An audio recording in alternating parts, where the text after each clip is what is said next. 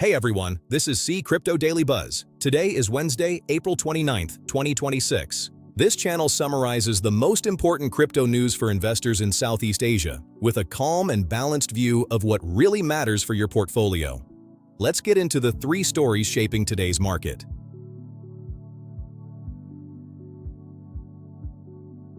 Our first story is the sharp pullback in Bitcoin.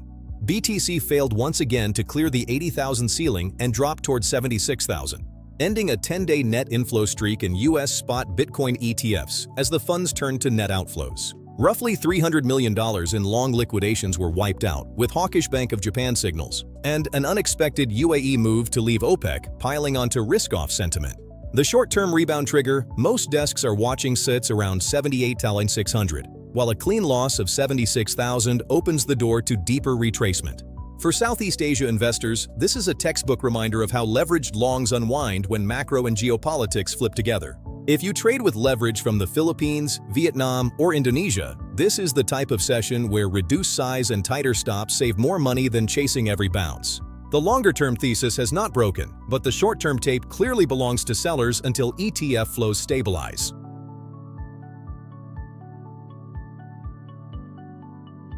Next, a regional regulatory warning that hits home for Filipino traders. The Philippine Securities and Exchange Commission has issued formal advisories against 8 unlicensed crypto trading platforms, expanding its enforcement scope to cover operations, promotion, and even app distribution. Individual promoters and influencers can face criminal liability if they keep marketing these venues to local users. On the same wave, Google Play Store in the Philippines removed the main Binance mobile app following a direct SEC request, which is a clear signal that distribution channels are now being closed off, not just websites.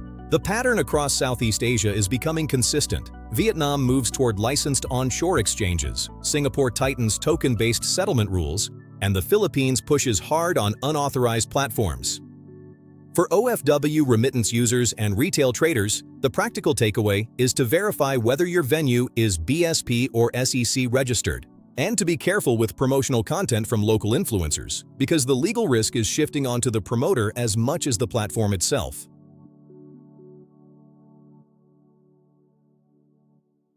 Our third story is a quiet but structurally important development out of Korea. Bank, the former Daegu Bank, has announced Korea's first bank-led Korean won stablecoin infrastructure, partnering with fintech firm Finger and blockchain provider Valley Data.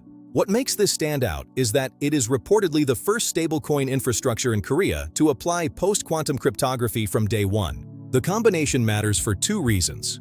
First, it pulls regulated KRW stablecoin issuance directly under a licensed Korean bank, which strengthens the institutional rails for cross-border settlement. Second, by baking quantum-resistant cryptography into the design, it positions the network for a multi-year horizon rather than chasing short-term hype.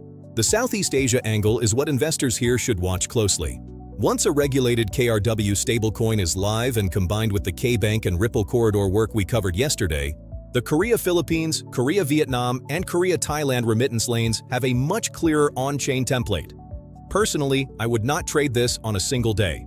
Treat it as a structural signal that regulated bank-issued stablecoins in Asia are moving from concept to live infrastructure, and that quietly raises the long-term value of compliant exchanges and rails serving C users. Quick recap of today's 3 stories. 1. BTC drops to 76K, ETF streak breaks, 300 memorers longs liquidated. 2. Philippines SEC targets 8 illegal exchanges, Binance app pulled. 3. Bank launches Korea's first bank-led KRW stablecoin with PQC. 2. Philippines SEC targets 8 illegal exchanges, Binance app pulled. 3.